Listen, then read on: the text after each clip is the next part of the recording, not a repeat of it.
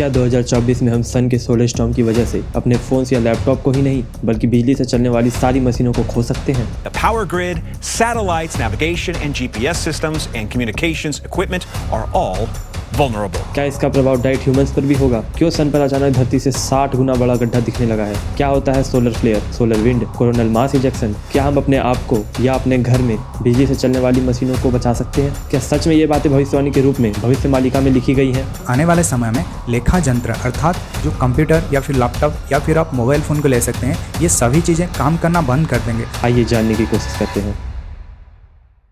तो सबसे पहले बात करते हैं सन के इक्वेटर पे दिख रहे गड्ढे की, जो कि सन के सबसे बाहरी लेयर पे है, जिसे हम कोरोना के नाम से बुलाते हैं। और इस गड्ढे को हम कोरोनल होल भी कहते हैं। इस होल को सबसे पहली बार 2 दिसंबर 2023 में ऑब्जर्व किया गया था और ये कोरोनल होल सिर्फ 24 घंटे में ही 8 लाख किलोमीटर तक फैल गया। ये होल तब बनते हैं जब सन्स के मैग्नेटिक फील्ड लाइंस आपस में उलझ जाते हैं। इस होल की वजह से सोलर विंड सन के लेयर से निकलकर अर्थ की तरफ तेज रफ्तार में आ सकती है, जिसकी वजह से सोलर स्टॉर्म जैसी घटना अर्थ पर हो सकती है। मगर ऐसा हर बार हो ये जरूरी नहीं है, क्योंकि ऐसे कोरोनल होल पहले भी बहुत बार ऑब्जर्व किए जा चुके हैं और हमारे अर्थ का एटमॉस्फेयर भी इस सोलर विंड को मोस्ट ऑफ द टाइम अर्थ में आने से रोक देता है। इस होल की वजह से कोरोनल मास इजेक्शन और सोलर फ्लेयर जैसी चीज हो सकती है। आइए हम कोरोनल मास इजेक्शन और सोलर फ्लेयर को डिटेल में समझने की कोशिश करते हैं।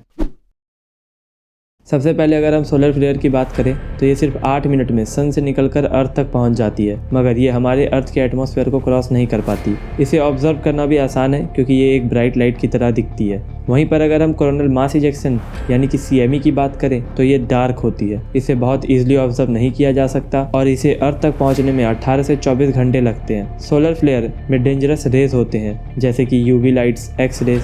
वहीं पर CME सोलर विंड, प्लाज्मा और मैग्नेटिक फील्ड रिलीज करती है बहुत ही भारी मात्रा में।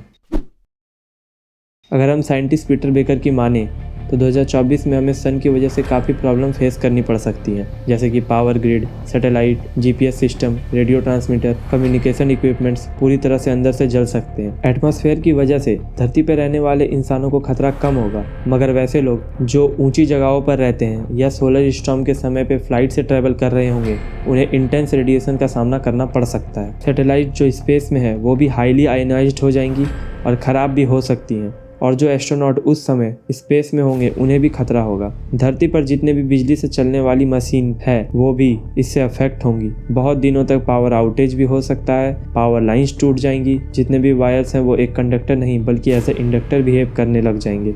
इन केस सोलर फ्लेयर की इंटेंसिटी और भी बढ़ जाती है तो फिर ये इंसानों को डायरेक्टली भी इफेक्ट कर सकती है, जैसे कि स्किन कैंसर और भी स्किन रिलेटेड डिजीजेस हो सकती है। सिचुएशन इतनी भी खराब हो सकती है कि एनार्की तक आ सकती है। ह्यूमन हिस्ट्री में पहली बार स्टोन एज में होंगे, मगर मॉडर्न प्रॉब्लम के साथ, क्योंकि लोगों तक कोई भी न्यूज़ इजीली डिलीवर ही नहीं हो पाएगी। लेकिन क्या इन चीज़ों से बचा जा सकता है? अगर मैं फ्रैंकली कहूँ तो हाँ, क्योंकि सोलर स्टॉर्म काफ़ी बार अर्थ को हिट करते हैं, मगर अर्थ की मैग्नेटिक फील्ड इसे अर्थ के दोनों पोल्स पर डाइवर्ट कर देती है और इसी वजह से हमें नॉर्दर्न लाइट जैसी ब्यूटीफुल चीज देखने को मिलती है। अगर हम एक वर्स्ट केस सिनेरियो एज्यूम करते हैं जिसमें एक बहुत ही पावरफुल सोलर स्टॉर्म अर्थ को हिट करती है, तब भी वो स्टॉर्म पूरे अर्थ को एक बार में इफेक्ट नहीं कर पाएगी। कुछ हिस्से ऐसे होंगे जो बिल्कुल अनहार्म्ड होंगे। अब आते हैं प्रिकॉशंस पे। अगर हम सैटेलाइट्स को बचाना चाहते हैं तो हम उन्हें सेफ मोड पर डाल सकते हैं, मगर अगर हमें पावर ग्रिड या बिजली से चलने वाली चीजों को बचाना है तो हम उन्हें टेम्पोरली शट डाउन कर सकते हैं, मगर उन पर फिर भी इफेक्ट होगा। और अगर इन्हें सॉलिड प्रूफ बनाना है तो ट्रिलियंस ऑफ डॉलर का खर्च आएगा। और क्योंकि स्टॉर्म अर्थ को हिट करे इसकी बस 10% ही प्रोबेबिलिटी है, कोई भी गवर्नमेंट इस चीज को इम्प्लीमेंट करने में 100 बार सोचेगी और हो सकता है स्टॉर्म हिट भी ना करे अर्थ को, तो ये सारा पैसा बर्बाद हो जाएगा। अगर आप सोच रहे हो कि आप अपने फोन से और लैपटॉप को एल्युमिनियम फॉइल में लपेट के रेडिएशन से बचा लोगे, तो इसकी कोई जरूरत नहीं है, क्योंकि मॉडर्न फोन्स में ऑलरेडी ऐसे सिचुएशंस को हैंडल करने के लिए इनबिल्ट रेजिस्टेंस होती है और एल्युमिनियम फॉइल बिल्कुल बेसिक प्रोटेक्शन देती है आपके फोन्स को या लैपटॉप्स को।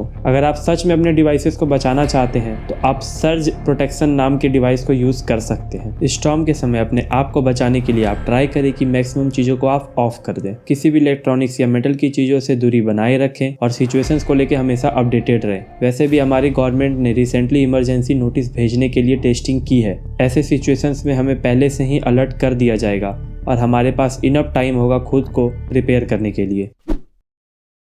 जैसे मैंने पहले भी कहा, ये सिचुएशन ह्यूमैनिटी पहली बार फेस नहीं कर रही है। ऐसे सिमिलर सिचुएशन हम एक बार 1859 में भी फेस कर चुके हैं, मगर तब दुनिया इतनी टेक्नोलॉजिकली एडवांस थी ही नहीं जितनी अब है। उस समय भी कंपास जैसे इंस्ट्रूमेंट्स फेल हो गए थे और कुछ लोगों को शॉक भी लगा था, मगर सिचुएशंस पे ह्यूमैनिटी ने काफ़ी जल्दी काबू कर लिया था। 14,000 साल पहले भी एक इससे भी ज़्यादा खतरनाक स्टॉर्म आया था, but again we survived. Scientist ने 2012 में कहा था कि स्टॉर्म चाइना को हिट कर सकती है, मगर नथिंग हैपेंड।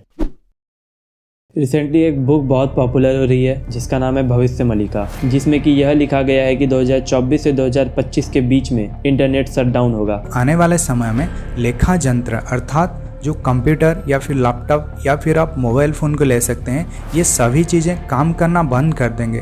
तभी जो सो कॉल्ड वाइज पीपल है उनका दिमाग भी काम करना बंद कर देगा। उन्हें ये बात समझ में नहीं आएगा कि ये सब चीज़ क्यों हो रहा है और कैसे हो रहा है। मगर क्या ये भविष्यवाणी सच है? तो अगर मैं बुक की बात करूं तो इस बुक में लिखा गया है कि 2024 से 2025 के बीच में लेखाक यंत्र काम करना बंद कर देंगे। तो इस हिसाब से तो लिखने की चीज़ पेन और पेंसिल भी है, तो क्या ये भी काम करना बंद कर देंगे? मैं बुक की क्रेडिबिलिटी पे क्वेश्चन नहीं उठा रहा, मगर मुझे लगता है कि बुक के मीनिंग को मिस इंटरप्रेट किया जा रहा है। फोन्स और लैपटॉप के साथ साथ टीवी और बिजली से चलने वाली सारी चीज़ें भी बंद हो जाएंगी। तो क्या बिजली से चलने वाली सारी चीज़ें लेखाक यंत्र हैं? ऑब्वियसली नहीं। अगर वीडियो पसंद आई तो लाइक करें, कमेंट करें जिस भी टॉपिक पे आप वीडियो चाहते हैं, एंड डू सब्सक्राइब।